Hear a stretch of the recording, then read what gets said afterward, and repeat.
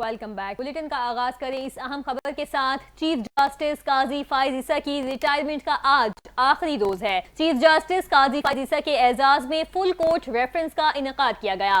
Reference में नामजद chief justice और दीगर जजेस ने शिरकत की। चीफ जस्टिस ने खुद को बतौर काबिल वकील मनवाया। चीफ जस्टिस काजी फायज ईसा ने बलूचिस्तान बार एसोसिएशन की भी नुमाइंदगी की। जस्टिस फायज ईसा ने चीफ जस्टिस बनते ही फुल कोर्ट रेफरेंस बुलाया। काजी फायज ईसा ने ही मुकदमात को लाइव चलाने का फैसला किया। काजी फायज ईसा का आम इंतखाबात के इनेकाद में अहम किरदार है। अटॉर्नी जनरल मंसूर अवान का इजहार ख्याल।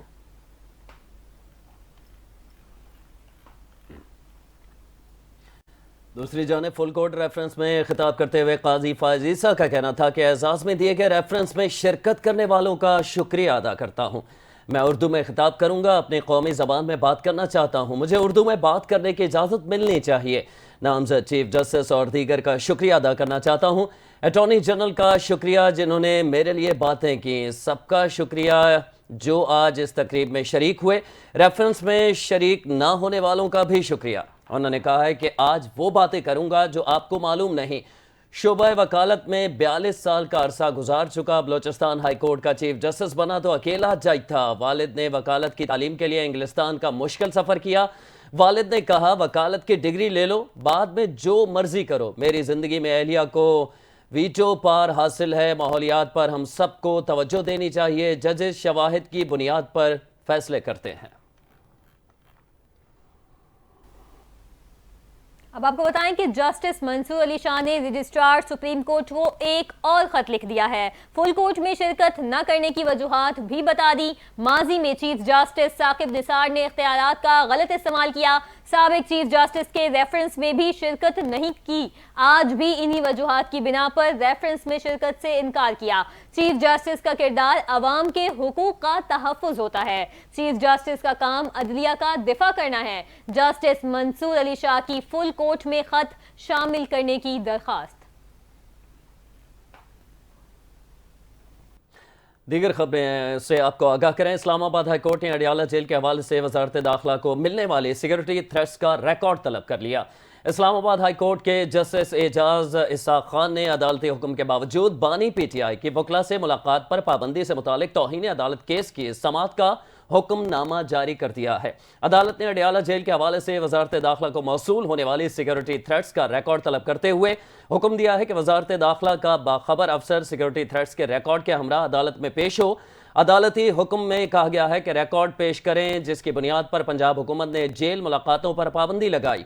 दूसरी जानिब हाई कोर्ट ने सुपरिटेंडेंट अडियाला जेल को आज फिर जाती हैसियत में तलब कर लिया और अटॉर्नी जनरल ऑफिस को अदालती मुआवनत के लिए नोटिस जारी किया गया है।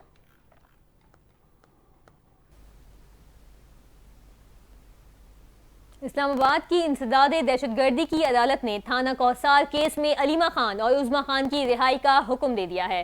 बानी पीटीआई की बहन अलीमा खान और उज़मा खान के खिलाफ डी चौक एहतजाज केस की समाअत जज अबुल हसनात जुल्करनैन ने की। अदालत ने अलीमा खान और उज़मा खान की जमानत की दरखास्तें मंजूर कर ली हैं। बुशरा बीबी जेल से रिहा बनी गाला पहुंच चुकी हैं। दोनों की 20-20 हज़ार रुपए के मचलकों के एवज जमानतें मंजूर की गई हैं। इस्लामाबाद के रेड जोन में अलीमा खान उज़मा खान को एहतजाज के तनाजुर में गिरफ्तार किया गया था।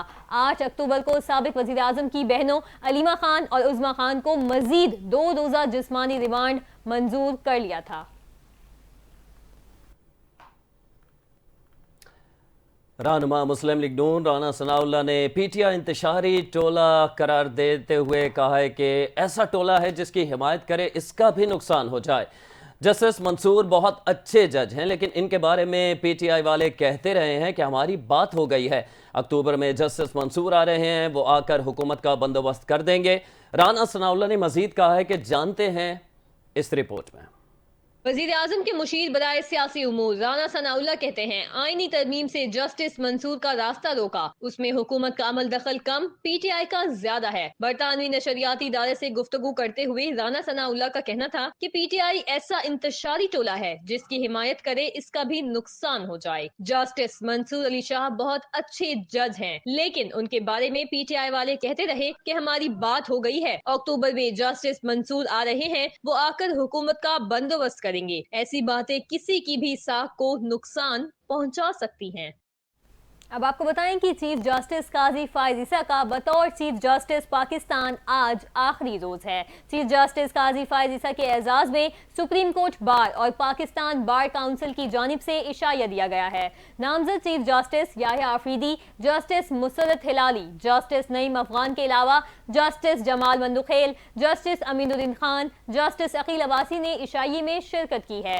जस्टिस मोहम्मद अली मजहर, जस्टिस शाहिद हिलाल के अलावा chief justice Lahore high court justice Aalia Neelum ने भी इशाये में शिरकत की। उनके अलावा इस्लामाबाद हाई कोर्ट और लाहौर हाई कोर्ट के दीगर जजेस ने भी इशाये में शिरकत की है। चीफ जस्टिस काजी फायज ईसा ने 1985 में हाई कोर्ट में वकालत का आगाज किया। वो 1998 में बतौर वकील सुप्रीम कोर्ट इनरोल हुए। Qazi Faez Isa chief justice Balochistan high court के मनसब पर फाइज रहे और 5 सितंबर 2014 को सुप्रीम कोर्ट के जज बने। उन्होंने अपने दौर में कई अहम फैसले भी दिए जो तारीख का हिस्सा रहेंगे।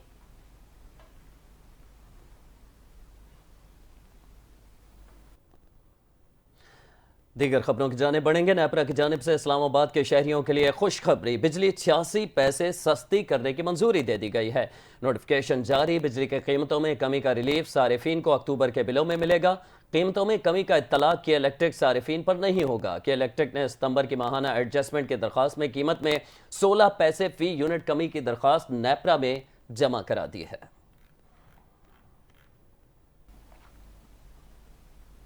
वजीर खजाना मोहम्मद औरंगजेब का कहना है कि हमने IMF को $1 अरब फंडिंग की बाज़ाब्ता दरखास्त कर दी है। अपने दौरे के दौरान वजीर खजाना मोहम्मद औरंगजेब ने तालीम, सेहत और दीगर शोबों में माली मुआविनत और मोहिमन डैम में IDB और अरब कोऑर्डिनेशन ग्रुप की सरमायाकारी को सराहा।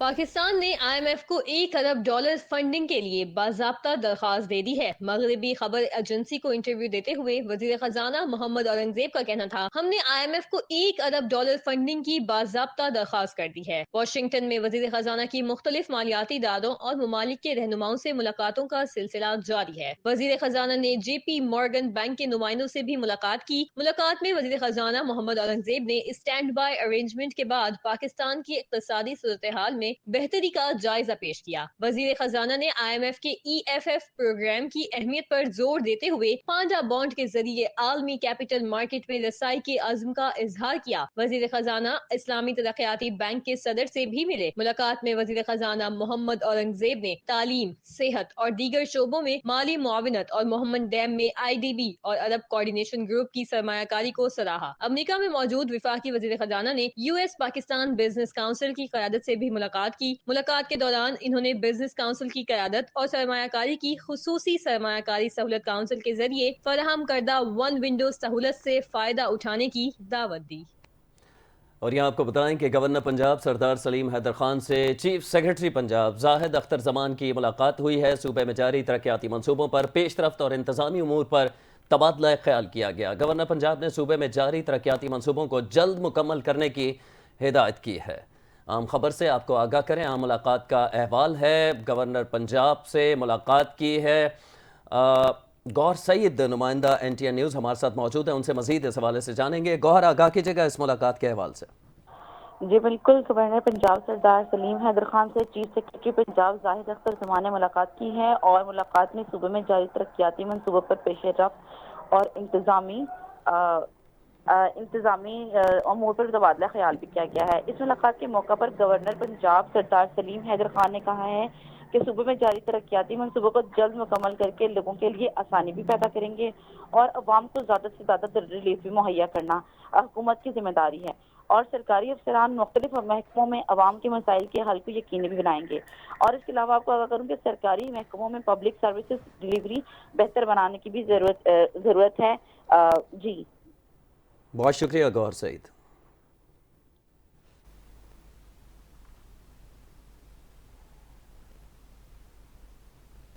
आगे बढ़ रहे हैं, आपको बताएं कि पंजाब के जिला मियांवाली में पुलिस ने 10 खवारजी दहशतगर्दों को हलाक कर दिया है। तर्जुमान पंजाब पुलिस के मुताबिक मियांवाली मक्कड़वाल के इलाका मुल्ला खेल में 10 से 15 दहशतगर्दों की मौजूदगी की इतला मिली, जिसके बाद डीपीओ मियांवाली की क़यादत में पुलिस और एलीट की भारी नफरी ने ऑपरेशन किया। तर्जुमान के मुताबिक पुलिस और खवारजी दहशतगर्दों के दरमियान फायरिंग का शदीद तबादला हुआ। पुलिस की जवाबी फायरिंग से 10 खवारजी दहशतगर्द हलाक हो गए। पुलिस और एलीट के तमाम अफसरान और जवान फायरिंग में महफूज रहे। आईजी पंजाब की जानिब से दहशतगर्दों के खिलाफ कामयाबी पर डीपीओ मियांवाली और टीम को शाबाश दी गई। आईजी पंजाब का कहना है कि पंजाब पुलिस अलर्ट है, दहशतगर्दों के नापाक अजाइम को खाक में मिलाकर दम लेंगे। जबकि डीपीओ मियांवाली का कहना है कि मियांवाली पुलिस अमन दुश्मन अनासिर का इसी तरह जवां मर्दी से मुकाबला करती रहेगी। उधर खैरपुर में डिस्ट्रिक्ट सेशन कोर्ट के करीब फायरिंग मुकदमे के समाअत के लिए अदालत आने वाले 3 अफराद जाँ बहक हो गए। फायरिंग का वाक़या खैरपुर के फायर ब्रिगेड स्टेशन रोड पर पेश आया। वाक़े के फौरी बाद जाँ बहक होने वाले 2 अफराद की लाशों और एक शदीद जख्मी को सिविल अस्पताल मुंतकिल किया गया था, जहाँ जख्मों की ताब न लाते हुए शदीद जख्मी शख्स ने भी दम तोड़ दिया। पुलिस के मुताबिक तीनों अफराद मुकदमे के समाअत पर अदालत जा रहे थे। वाक़या पुरानी दुश्मनी का शाखसाना है। पुलिस ने मफरूर मुल्जिमान की गिरफ्तारी के लिए नाकाबंदी करके उनकी तलाश शुरू कर दी है। शहर कायद में 4 दिन से पानी की फराहमी शदीद मुतासिर है। मुख्तलिफ इलाकों में शहरी पानी की बूंद बूंद को तरस गए। पानी की अदम फराहमी से मुतासरा इलाकों में Liaquatabad, Nazimabad, north Nazimabad, PIB colony, garden, सदर और रंचो लाइन शामिल हैं। इसके अलावा लांडी, कोरंगी, शाह फैसल कॉलोनी, मलीर और गुलिस्तानी जौहर समेत दीगर इलाके भी पानी की अदम दस्तयाबी से दो चार हैं। गुज़िश्ता रोज वाटर कॉरपोरेशन ने 3 मुख्तलिफ मकामात पर लाइनों की मुरम्मत का काम मुकम्मल होने का दावा किया था। पानी और बिजली की अदम फराहमी पर शहर कायद के मुख्तलिफ इलाकों में एहतजाज भी किया गया।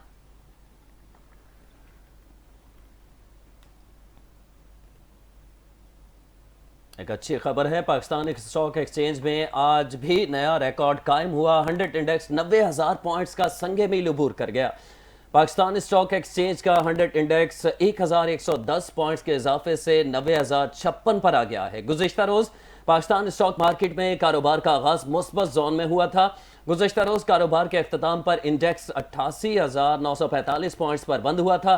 स्टॉक एक्सचेंज में कई दिनों से कारोबार में तेजी देखने को मिल रही है और 100 इंडेक्स नए रिकॉर्ड कायम करता जा रहा है।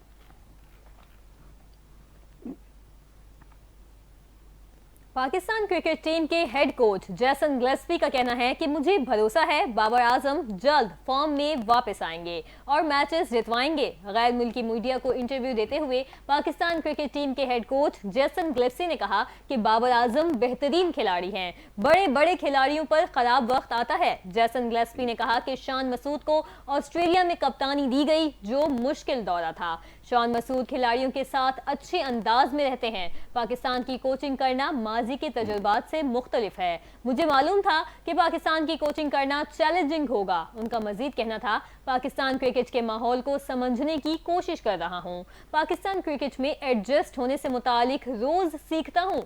जब कोचिंग ऑफर हुई तो मुझे बताया गया कि पाकिस्तान के लिए तवील प्लान है।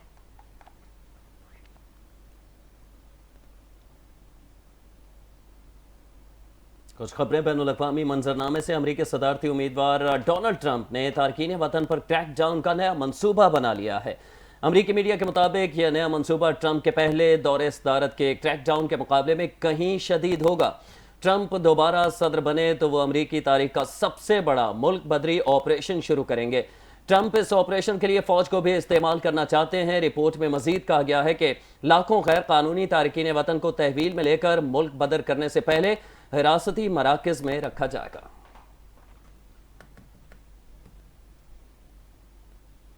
न्यूज़ बुलेटिन से फिल वक्त इतना ही। मजीद खबरों और अपडेट्स के लिए देखते रहिए NTN न्यूज़।